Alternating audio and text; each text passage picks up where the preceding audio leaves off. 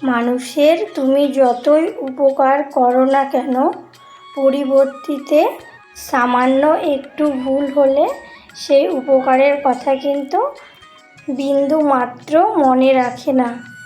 ভুলটা হলো কী জন্য সেটা জাজ না করে ভুল করেছো কেন এটা নিয়ে বেশি জাজ হয়।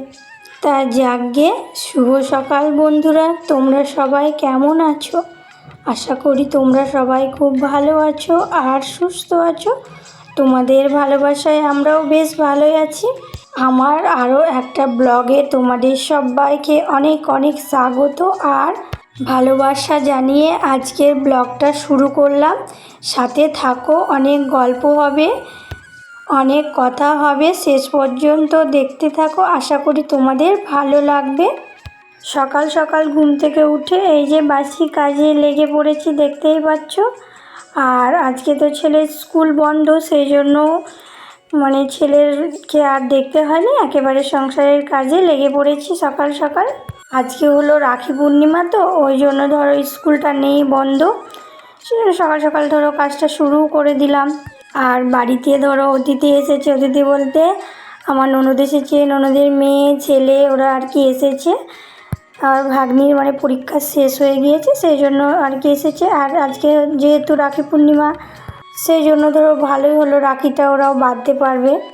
আর বাড়িতে মানুষজন থাকলে দেখবে একটু কাজগুলো একটু বেশি হয়, আমার বলে না, প্রত্যেকেরই তাই হয়। তো আমি সকালে উঠে আগে বাসনগুলোই ধুয়ে নিলাম, কারণ কার কখন কোন বাসনটা লাগবে, সেই জন্য আগে ধরো বাসনটা পরিষ্কার করে ধুয়ে মেজে দিলাম। তারপরে রান্নাঘরটা পরিষ্কার করে নিয়ে তারপরে আমার ঘরটা তোমার বিছানাটা ভালো করে পরিপাটি করে গুছিয়ে রেখে এই যে দেখতে পাচ্ছ।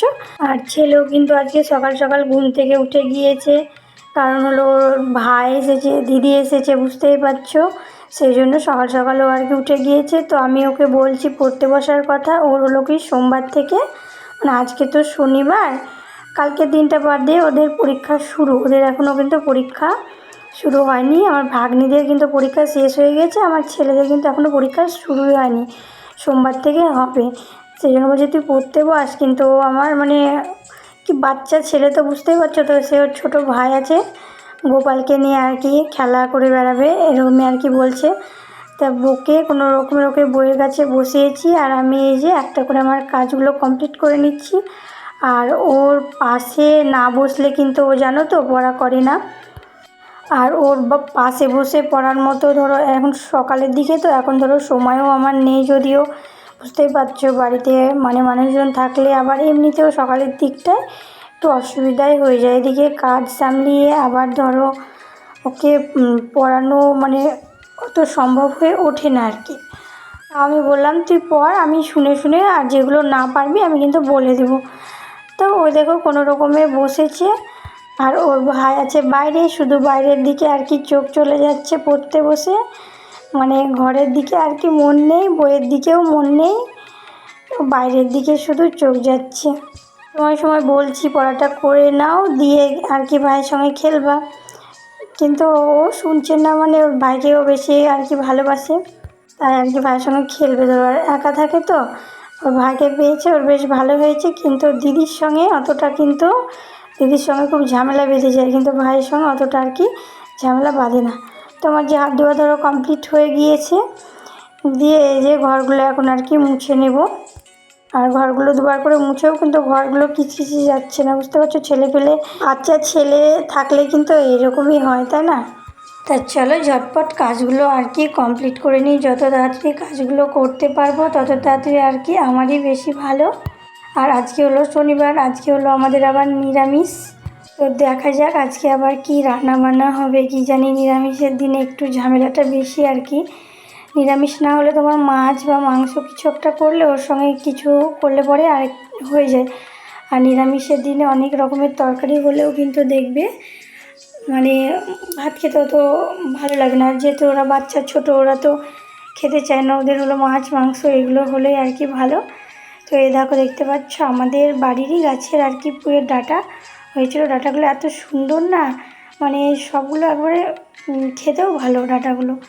তারপর সমস্ত যেগুলো আর কি রান্না হবে সেগুলো সব কাটাকুটো করে দিয়েছে, এই যে সব জামা কাপড়গুলো আর কি কেচে দিচ্ছি। আজকে হলো শনিবার, আর এখন তো বৃষ্টির অবস্থা বুঝতেই পারছো, কালকের দিন বাদ দিয়ে পরশু দিন থেকে আবার স্কুল। তো ড্রেসগুলো আর কি কেচে দিই, শুকিয়ে যাবে, তাহলে আর মানে টেনশন থাকবে না। আর যদি জামা কাপড়গুলো আজকে না কেচে দিই তাহলে হয়তো কালকে দেখা গেলো কাচলাম আর বৃষ্টি লেগে গেল, আর সোমবার দিন ধরো তো সকালবেলাতেই লাগে, তখন মানে প্রবলেম হয়ে যাবে। সেই জন্য জামা কাপড়গুলো আগে তাড়াতাড়ি কেচে নিলাম। আর এই যে দেখতে পাচ্ছ সাদা এই কেস জুতোগুলো মানে এত নোংরা হয় কি বলবো তোমাদের, একদিন পরে যায় তাই মানে প্রত্যেক দিন আর কি সার্ফ দিয়ে পরিষ্কার করতে হয়। কি বলো তো, বাচ্চা ছেলে পেলে না সাদা জিনিস ওই যে টোটোতে যায় সব ওই পায়ে পায়ে হয়ে ধরো গোটাটাই আর কি নোংরা হয়ে যায়। তারপরে এই যে একেবারে স্নান করে চলে এসেছি, আর এই যে দেখতে পাচ্ছ রাখি বাঁধার পর্ব চলছে। এই যে আমার ভাগ্নি আমার ছেলেকে আর কি রাখি বেঁধে দিচ্ছে, দেখতে পাচ্ছ। তারপরে এই যে মিষ্টি খাওয়া চলছে। আর কি বলো তো, ওদের মধ্যে একটু কিন্তু বিশাল ঝামেলা হয়ে গিয়েছে। সেই জন্য দিদি বলছিল ওকে আর কি রাখি পরাবে না, তা কোনো রকমের বলে আর কি পরানো গেল, দেখতেই পেলে দিয়ে পড়িয়ে দৌড়ে চলে গেল আর কি। রাগ হয়েছে দুজনেরই। আর এই যে গোপালবাবু দেখতে পাচ্ছ বসে বসে আর কি মিষ্টি খেয়েছে। তারপরে ওরও এই যে রাখি পরানো হয়ে গেল। তারপরে আমার ছেলে আবার ওর দিদিকে একটা রাখি পরিয়ে দিল। আর এই যে আমার দিদির মেয়ে, আমাদের পাড়াতেই তো বাড়ি, ও এসেছে ওর ভাইকে রাখি পরাবে, তো ওকে একটা রাখি পরিয়ে দিল। আর এখন বিকেলবেলা এই যে আমার ভাগ্নি বলছিল আর কি, সে আমাদের গাছে ড্রাগন ফল হয়েছিল, এর আগে আমরা খেয়েছি বলেছি, তো আর একটা আছে, আমরা ভেবেছিলাম ওরা এলে আর কি এটা পারবো, আর নাহলে এদেরকে এটা দিয়ে পাঠাবো। তো ওরা এসেছে, ভালোই হয়েছে, তো বললো আজকে তাহলে পারো। তো এই যে পেরে নিলাম, দিয়ে চলে এলাম, দেখতে পাচ্ছি এটা এবার কেটে পরিষ্কার করে নিই আর কি। এর আগের দিনেরটা বড় ছিল, আজকেরটা একটু ছোট। তো আমার ভাগ্নিকে এই যে বললাম নে খা, এটা ওই দেখো খেতে শুরু করে দিয়েছে। তো ওর তো ড্রাগন ফলটা খেতে খুব ভালো লেগেছে।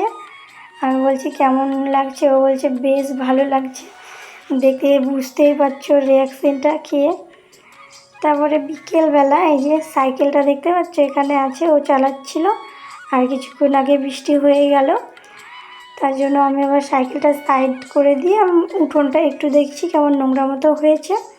তো ভাবলাম উঠোনটা আর কি একটু ঝাড় দিয়ে নিই বিকেলবেলা, যেহেতু আর বৃষ্টি হলো তো দিয়ে তোমার একটু কেমন লাগছে, সেই জন্য ভাবলাম একটু ঝাড় দিয়ে নিই, তাহলে ভালো লাগবে ধরো দেখতে। আর ড্রাগন ফলটা, এর আগে ড্রাগন ফলটাও বেশ মানে ভালো ছিল, অতটা খারাপ নয়, আজকেরটাও বেশ ভালোই ছিল। কী বলো তো, ড্রাগন ফলটা তো অন্যান্য ফলের মতো অত টেস্টি নয়, কিন্তু মোটামুটি খুব ভালোও নয়, আবার খুব একটা খারাপও না।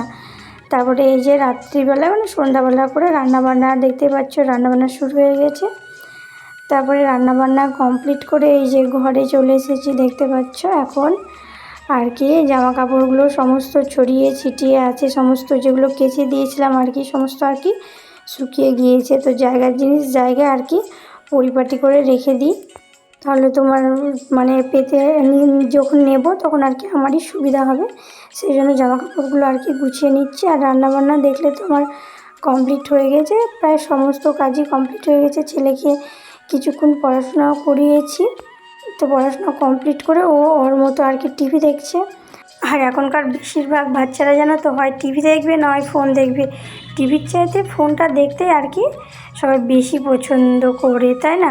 তো ছেলের যেহেতু পরীক্ষা, আমি বলেছিলাম এবার ওয়াইফাইটা আর কি রিচার্জ না করতে, তাও কিন্তু ওয়াইফাইটা রিচার্জ করে দিয়েছে, দিয়ে ওর ভালোই হলো, টিভি ফোন যখন ইচ্ছা যেটা হচ্ছে দেখছে। আমার তো খুব রাগ হয়েছে জানো না, আমি বললাম যে কটা দিন পরীক্ষা হবে ওই কটা দিন থাক, ফোনে তো নেট ধরো আছে, তো ওয়াইফাইয়ের রিচার্জটা না করলেই হতো, কারণ না থাকলে দেখবে না, কিন্তু যদি থাকে তাহলে কিন্তু আর কোনো কথাই শুনবে না, যখন ইচ্ছা হবে ধরো নিজেই সব কিছু পারে ও চালিয়ে দেখতে শুরু করে দেয়। সেই জন্য আর কি আমি বারণ করেছিলাম যে ওয়াইফাইটা আর কি 10-15 দিন মতো রিচার্জ না করলে ধরো ওদের পরীক্ষাটা আর কি কমপ্লিট হয়ে যেত। তা চলো ব্লগটা আর বড় করলাম না, এখানেই শেষ করলাম। দেখা হচ্ছে একটা নতুন ব্লগের সঙ্গে, ততক্ষণ তোমরা সবাই ভালো থেকো, সুস্থ থেকো। আর আমার যদি ব্লগটা তোমাদের ভালো লেগে থাকে তাহলে অবশ্যই একটা লাইক করে দিও, আর নতুন বন্ধু হয়ে পাশে থাকতে গেলে চ্যানেলটা সাবস্ক্রাইব করে দিও। টাটা।